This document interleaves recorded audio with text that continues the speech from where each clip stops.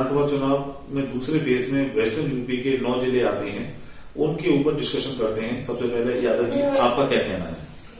देखिए, western UP का जो सेकंड फेज है, इसमें ज्यादातर मैं मानता हूँ जैसे मुरादाबाद, अमरोहा, सहारनपुर, बिजनौर, संभल, रामपुर, बदायूं, बरेली, शाहजहांपुर और अमरोहा, इन जिलों में जो पिछली बार की तस्वीर थी 2017 के जो चुनाव हुए से निश्चित तौर पर अब की परिस्थितियां बदली हैं। उसका कारण है कि जैसे बदायूं का एरिया है, जो महान दल इस एरिया में अपनी एक मजबूती है, महान दल समाजवादी पार्टी के साथ अलायंस में है। तो जैसे शुरुआती फर्स्ट फेज में हमने देखा कि राष्ट्रीय लोकदल अलायंस में था, बीजेपी के साथ जो पॉलिटिकल पार्टी अलायंस में है, जैसे अपना दल है अनुप्रिया पटेल का, तो अभी जो सेकंड फेज में अनुप्रिया पटेल के उसको स्कोप नहीं ज्यादा है, लेकिन आगे जाकर के और बीजेपी के साथ जो दूसरा पॉलिटिकल पार्टी है निषाद पार्टी, उनका भी गोरखपुर के आसपास और पूर्व में मानिए उनका अपना प्रभाव है, लेकिन महान दल का अपना इम्पैक्ट है। तो अगर हम जिले वाइज जाएं, जैसे जिले वाइज अगर हम चर्चा करेंगे तो मुरादाबाद में भी पिछली बार भी 17 के नतीजे आप देखिए, मुरादाबाद में समाजवादी पार्टी मजबूत रही है। देखा जाए तो मुरादाबाद, रामपुर और संभल, ये तीनों के गढ़ हैं, यहाँ से तीनों के एमपी भी आते हैं। देखिए, पिछले पार्लियामेंट में doctor S T Hasan Moradabad से member parliament, SP BSP alliance से शफीकुर रहमान संभल से। तो ये मुरादाबाद और संभल 2 पार्लियामेंट बहुत मजबूत गढ़ है समाजवादी पार्टी का, और उनका ट्रेडिशनल वोट बैंक, परंपरागत जो मतदाता है उसकी भी संख्या ज्यादा है। जैसे मुरादाबाद में आप देख लीजिए कि जो लड़ाई बन रही है वो Bharatiya Janata party upper class, ब्राह्मण, राजपूत, बनिया, कायस्थ और नॉन यादव, बैकवर्ड और मोस्ट बैकवर्ड पे कंसंट्रेट है, दलित वोट पे कंसंट्रेट है, जो लड़ाई बनती जा रही है।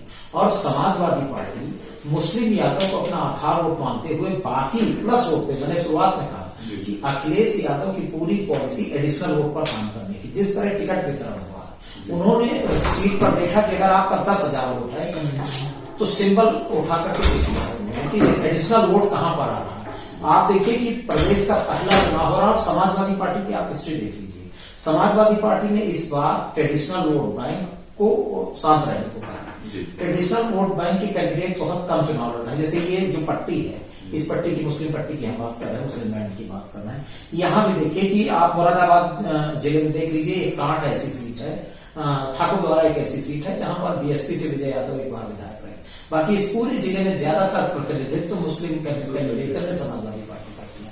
आप अमरोहा चले जाइए, अमरोहा जिले में भी परिवर्तन एसपी राष्ट्रीय लोकदल ने किया है। कमाल अख्तर बड़ा है, विवेक है राज्यसभा के, उनको उठा करके शिफ्ट किया है, बगल के जिले में कांट पे टिकट दिया गया है, बगल के जिले में मुरादाबाद में भेजा गया है, उनको हसनपुर से ड्रॉप कर दिया गया है क्योंकि हसनपुर में खड़गवंशी वोट है और खड़गवंशी बीजेपी का ट्रेडिशनल वोट बैंक माना जाता है।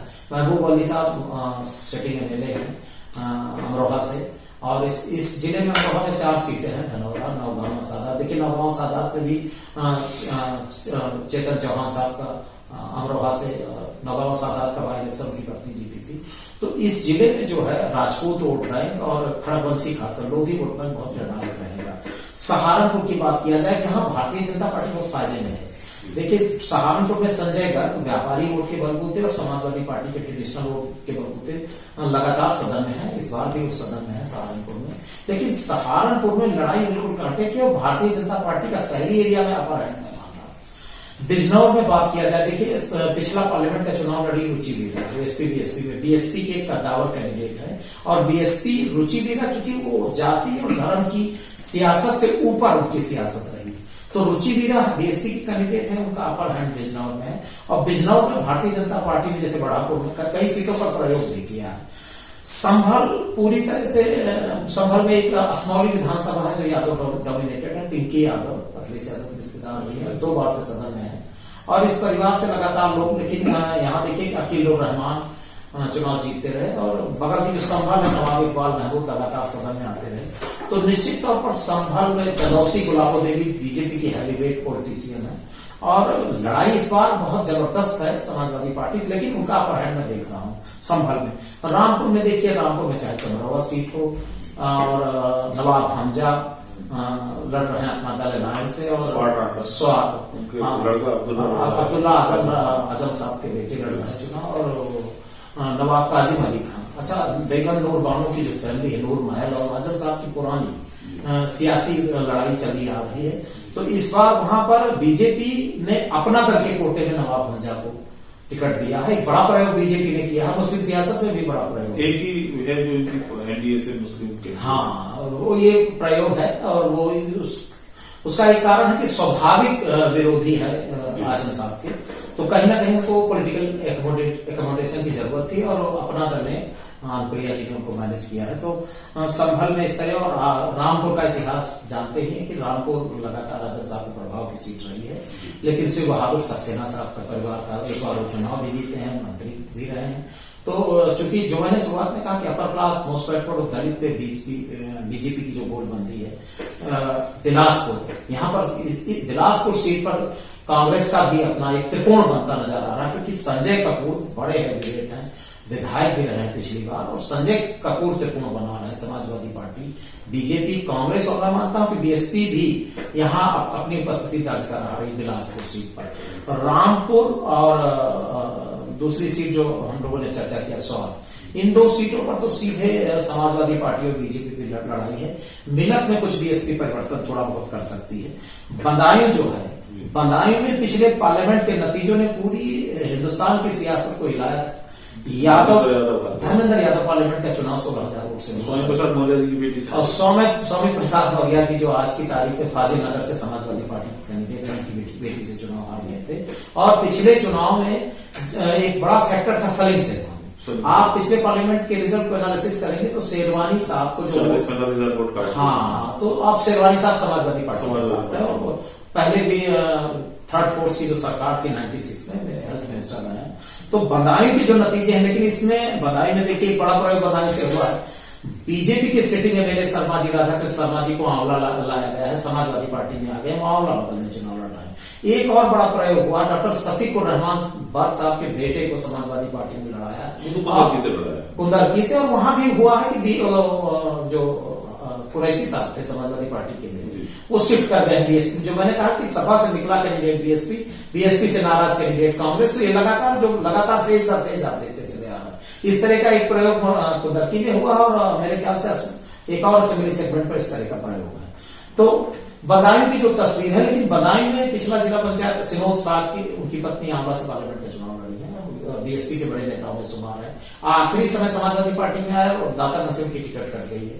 और महान दल का भी है, महान दल के जो प्रेसिडेंट है केशव देव मौर्य, उनका बेटा यहाँ से चुनाव लड़ रहा बिलसी से। समाजवादी पार्टी ने पहली सीट उत्तर प्रदेश में महान दल को बिलसी ही दिया है, तो बिलसी से उनका बेटा चंद्रप्रकाश मौर्य चुनाव लड़ रहा। नतीजे चूंकि 7 के वोट का अपना फैक्टर है, स्वामी प्रसाद मौर्य जी की बेटी वहां से मेंबर ऑफ पार्लियामेंट है, तो 7 के वोट का भी अपना फैक्टर है इस पार्लियामेंट में। मुस्लिम, यादव, साथ। अब ये समीकरण क्या गुर खिलाएगा, ये तो भविष्य के गर्भ में है। लेकिन बदायूं का जो, जैसे गुन्नौर पे अभी 2 दिन चीफ मिनिस्टर साहब ने वहां रैली की है, यादव राजू बीजेपी के सिटिंग एमएलए हैं, और गुन्नौर में समाजवादी पार्टी और के साथ एक बड़ा इम्पैक्ट ये है कि इस जिले में सहसवान विधानसभा सीट है। डीपी यादव यहाँ मेंबर ऑफ पार्लियामेंट रहे, बीएसपी से भी मेंबर ऑफ पार्लियामेंट रहे, इंडिपेंडेंट सहसवान से खुद एमएलए रहे, उनकी पत्नी एमएलए रही, इंडिपेंडेंट चुनाव लड़ रहे हैं अपनी पार्टी से, राष्ट्रीय परिवर्तन दल से। और पिछली बार के जो नतीजे रहे, आप देखिए कि करीब 3,000 वोट से हार जीत हुई थी, बीजेपी तीसरे पायदान पर चली गई थी सहसवान में, और समाजवादी पार्टी के ओमकार यादव चुनाव जीते थे, लगातार वो सदन में है। इस बार उनके बेटे को समाजवादी पार्टी लड़ा रही। इस सीट पर व्यक्तिगत तौर पर डीपी यादव की पार्टी राष्ट्रीय परिवर्तन दल सीधे लड़ाई में है। यहाँ बीजेपी भी लड़ाई से बाहर है, यहाँ समाजवादी पार्टी और डीपी यादव से व्यक्तिगत लड़ाई हो रही है सहसवान सीट पर। ये बदायूं का सेगमेंट है। बरेली में समाजवादी पार्टी ने भी प्रयोग किया, सुप्रिया मेयर रही है बरेली की, और समाजवादी पार्टी ने उन्होंने ज्वाइन किया है, उनके पति वो खुद मेयर रही है, और Praveen Singh Yadav member of parliament रहे, विधायक रहे। तो वेस्ट वोट का बंटवारा हो रहा है, ये डेंट बीजेपी को कैंट पे हो रहा है। लेकिन चूंकि संतोष गंगवार लगातार 89 से मेंबर ऑफ पार्लियामेंट रहे हैं और भारत सरकार में मंत्री रहे हैं, गंगवार फैक्टर भी है बरेली पीलीभीत की सियासत में।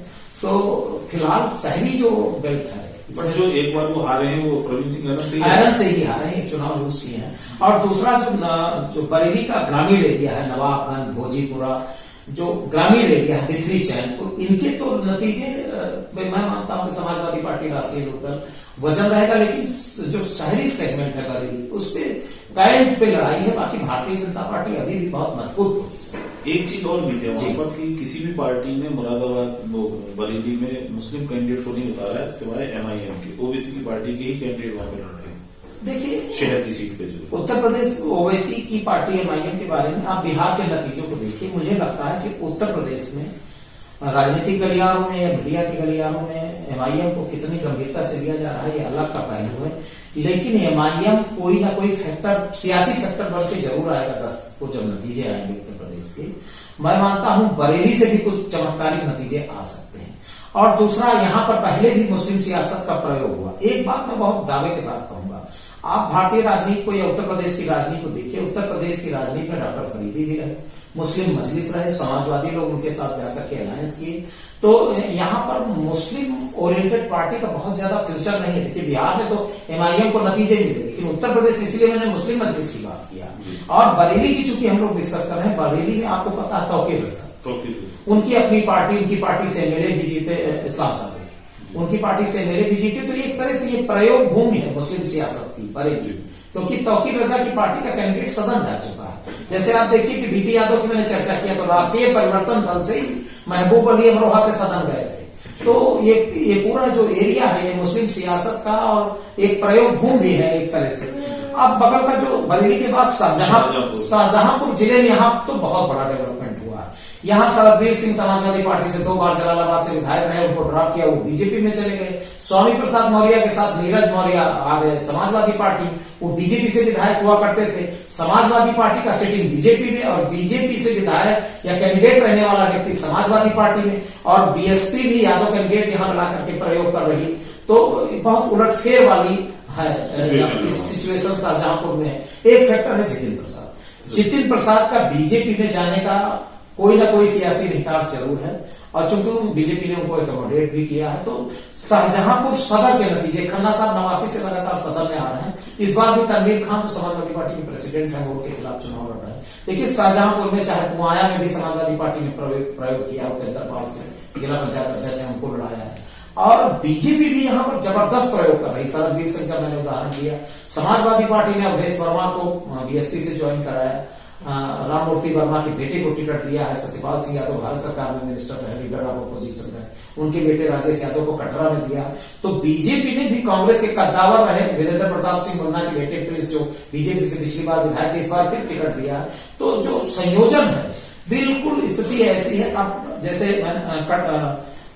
जलालाबाद में बीजेपी कितना नुकसान, BSP कितना नुकसान कर सकती है, फिलहाल जो स्थिति है शाहजहांपुर में, बिल्कुल, क्योंकि कांग्रेस एक तिलहर में रजनीश गुप्ता थोड़ा बहुत कुछ कर रहे हो तो अलग की बात है, बाकी कांग्रेस चूंकि जितिन प्रसाद जैसा हैवी वेटर कांग्रेस में नहीं, तो यहां सीधी लड़ाई समाजवादी पार्टी और बीजेपी में मैं देख रहा हूं। अमरोहा में हसनपुर एक ऐसी सीट है जहां बुद्धि लहर कड़कवंशी है। अमरोहा सीट पे मैं मानता हूं, हसनपुर सीट पे मैं मानता हूं कि बीजेपी का अपर हैंड भी हो सकता है, और समाजवादी पार्टी की बिल्कुल कांटे की टक्कर देख रहा हूं। अमरोहा समाजवादी पार्टी का मजबूत पॉकेट है, और नौगावा सादा एक ऐसी सीट है जहां चूंकि राजपूतों की अच्छी संख्या है और नान यादव भटपट की अच्छी संख्या, तो यहाँ बीजेपी भी अपर हैंड रह सकती है। धनौरा रिजर्व के बारे में आज की तारीख में कुछ कहा है जी, आप क्या कहेंगे जी, जो 55 सीटें हैं ये 9 डिस्ट्रिक्ट की, इसमें से क्या क्या रहेगा बीजेपी के लिए और समाजवादी पार्टी के लिए? देखिए, जो सेकंड फेज का जो चुनाव है, सेकंड फेज के चुनाव में सपा जो है, हम लोगों के सर्वे के जो अकॉर्डिंग है, वो थोड़ा प्लस पोजीशन पे है, क्योंकि जो उनका समीकरण है इस सेकंड फेज में, वो कहीं न कहीं सपा की तरफ ज्यादा झुकता हुआ दिख रहा है हम लोग के सर्वे में। और इस सर्वे में जो रिपोर्ट है, वो कुछ सीटों में तो त्रिकोणीय संघर्ष है। जैसे राष्ट्रीय परिवर्तन दल की बात करें OP यादव जी ने, वहां पर उनका कुछ व्यक्तिगत प्रभाव है। बरेली की कुछ सीटें ऐसी हैं जहां पर कुछ व्यक्तिगत प्रभाव, वहां पर कुछ त्रिकोणीय संघर्ष हमको दिख रहा है। लेकिन जहां तक यदि हम लोग पूरी सीट की बात करें, तो इस पूरी सीट में हमें सपा प्लस दिख रही है। यहाँ पे अप्रॉक्स 27-28 सीट सपा की तरफ जाती हुई दिख रही है। एग्जैक्ट रिपोर्ट जो है आपको हम ये बताया है, और इसमें सपा अच्छी पोजीशन पे है। भाजपा यहाँ पर सेकंड लीड कर रही है, और कुछ ऐसी सीटें हैं जहां पर कुछ छोटे दल, राष्ट्रीय परिवर्तन दल भी एक सीट निकाल सकती है, अपने व्यक्तिगत सीट निकाल सकती है। और बसपा भी एक दो सीट पे यहाँ पर हमें अच्छी पोजीशन पर दिख रही है। कांग्रेस का हमारे अकॉर्डिंग कोई यहाँ पर सीट जीतते हुए नहीं दिख रही है। आपको क्या लगता है श्रीवास्तव जी, ये जो क्षेत्रीय दल हैं इनका कितना इम्पैक्ट पड़ेगा उत्तर प्रदेश की राजनीति पे? क्षेत्रीय दलों के पास कोई न तो बढ़िया नेता है, न तो कोई इनके पास मुद्दे हैं जिस पर जनता इनको वोट देगी। इनका बहुत ही नगण्य वोट या इम्पैक्ट उत्तर प्रदेश की राजनीति में होगा। इस समय उत्तर प्रदेश की राजनीति में मेन मुद्दे सुरक्षा और सुरक्षा है, इसके अलावा कोई मुद्दा नहीं है। महिलाओं को सुरक्षा कौन दे सकता है? अगर कहीं पर बीएसपी कुछ कर सकती है, ये भी क्षेत्रीय दल है, लेकिन जिस तरह से बहन जी इस बार चुनाव में खुलकर सामने नहीं आ रही, या उन्होंने अभी रिसेंट एक उनकी बाइट सोशल मीडिया पर है कि उन्होंने बीएसपी के कार्यकर्ताओं को कहा है कि अगर वहाँ पर बीएसपी का कैंडिडेट नहीं जीतता है या जीतने की संभावना है तो आप अपने वोट बीजेपी को दे दें। इसका क्या मतलब? इसका मतलब है कि वो किसी भी हालत में समाजवादी पार्टी को जीतने नहीं देना चाहती है। जैसे ये महान दल है या अपना दल हुआ, इस तरीके की जो छोटी पार्टियां हैं, जब ये बड़ी के साथ मिल जाती हैं तो फिर इनका वोट बैंक आ जाता है। हाँ, इनका वोट बैंक आ जाता है, लेकिन ये जैसे अपना दल है, अपना दल का जो भी वोट बैंक है वो बीजेपी के साथ चला जाएगा, लेकिन हर जगह नहीं ऐसा हो रहा है। हर जगह बड़ी पार्टी का इम्पैक्ट उनके ऊपर होता है। अगर छोटी पार्टी हैं जो समाजवादी पार्टी के साथ जिन्होंने अलायंस किया है, तो छोटी पार्टियों का वोट जो है अगर समाजवादी का कैंडिडेट है तो उसके साथ नहीं जाएगा। ये दिक्कत है वहाँ पर, तो वो उनको किसी दूसरे को दे देंगे। तो दूसरे फेज में जैसे पिछली बार 2017 के चुनाव में बीजेपी को बहुत फायदा था, लेकिन समाजवादी को भी जो सीटें मिली थी सबसे ज़्यादा इसी जगह से मिली थी। इसी जगह से मिली थी, लेकिन इस बार वो फैक्टर्स नहीं है। आप सीधी सी बात है, रामपुर का लीजिए। पिछले 5 सालों में रामपुर में जो हुआ, जो आजम खान साहब के साथ हुआ या उनके अगेंस्ट लोगों ने मुकदमे किए, जितने भी मुकदमे उनके अगेंस्ट हुए वो सारे उन्हीं के समाज के लोगों ने किए थे। तो मुझे तो नहीं लगता है कि कोई वहाँ पर खड़ा हो जाएगा। तो वो जो 200 परिवार हैं जिन्होंने मुकदमे किए, कम से कम वो 200 उनको वोट देंगे, सपा को वोट देंगे। तो वो वोट किसी को जाएंगे? बीजेपी को जा सकते हैं, बीएसपी को जा सकते हैं, या कोई इंडिपेंडेंट कैंडिडेट होगा। इंडिपेंडेंट अगर अच्छी छवि का कोई कैंडिडेट है उसकी भी जीतने की संभावना वहाँ पर है। तो ऐसा नहीं है कि हर जगह किसी पार्टी का ही कैंडिडेट जीत सकता है। अगर कोई इंडिपेंडेंट कैंडिडेट जिसकी छवि बहुत अच्छी है उस एरिया में और जो काम कर रहा है तो वो जीत सकता है। लेकिन बहुत ज़्यादा यहाँ पर ये कहा जाए कि 55 सीट या 56 सीट के चुनाव होंगे तो सारी की सारी या उसका 80% सपा के पास चला जाएगा, ऐसा नहीं लगता। तो मेरा भी यही आकलन है कि इस बार जो हम इनको सीटें दे रहे हैं यहाँ पर दूसरे फेज में, तो वो इसी के आसपास कुछ रहेगा, क्योंकि इसमें बहुत ज़्यादा कांटे की टक्कर तो कुछ ही सीटों पर है, अधिकतर तो सब एक तरफा ही रहेंगी। समाजवादी पार्टी ने इसकी कंप्लेंट की है चुनाव आयोग से। हमने तय किया है, अब भाइयों बहनों हमने तय किया है कि 10 मार्च के बाद इस राशि को हम 2 करोड़ बढ़ा करके 2 करोड़ नौजवानों को टैबलेट स्मार्ट खोल देंगे। Digital access free. भाइयों बहनों, सपा के लोग परेशान हैं। उनकी परेशानी इस बात को है कि आखिर इतना पैसा कहां से आ रहा है। और एक दिन एक सपा के नेता मुझसे बहस करने लग गए, कहने लग गए कि आखिर बीजेपी का विकास क्या है। मैंने कहा हाईवे है, एयरपोर्ट है, आजमगढ़ में विश्वविद्यालय बना रहे हैं, गोरखपुर से लेकर के वाराणसी के बीच में 4 लेन बन रहा है, हम बिजली दे रहे हैं, गरीब को राशन भी दे रहे हैं, फ्री में उपचार की सुविधा दे रहे हैं, एक जनपद एक मेडिकल कॉलेज दे रहे हैं, और हर धाम जितने मंदिर हैं, जितने धाम हैं, इनकी सुंदरीकरण, इनके पुनरुद्धार का कार्य भी कर रहे हैं। अयोध्या में भगवान राम का मंदिर बन रहा है ना, कोई संदेह है क्या?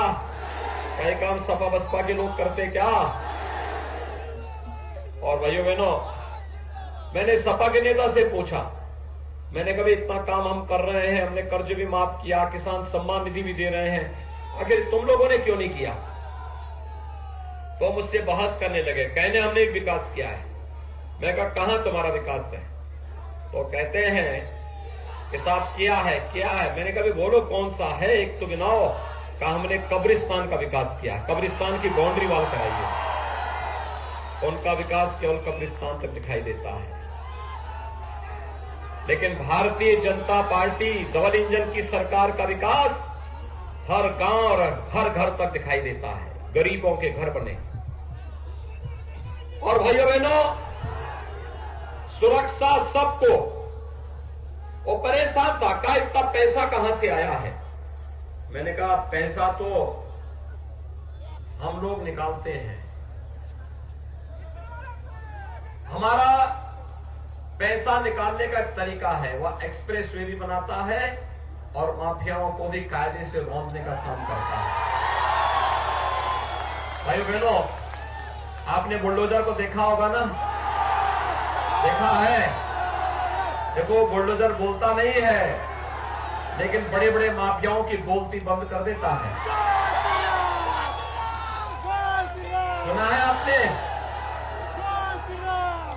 याद करिए, आज से कुछ वर्ष पहले एक माफिया यही मऊ के अंदर कैसे राम भक्तों को और हिंदुओं को रौंद रहा था, हिंदू बच्चों पे गोली चला रहा था,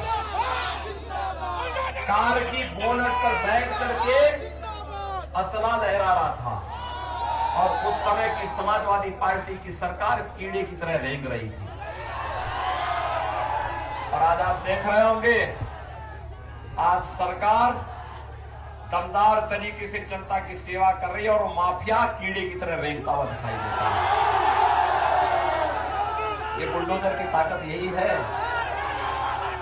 ये बुलडोजर चलना चाहिए ना, चलना चाहिए, चलना चाहिए। सभी लोग सहमत हैं, लेकिन इसके लिए दमदार सरकार चाहिए। और दमदार सरकार तब आएगी जब मऊ जनपद की चारों सीटें भारतीय जनता पार्टी की जाएगी।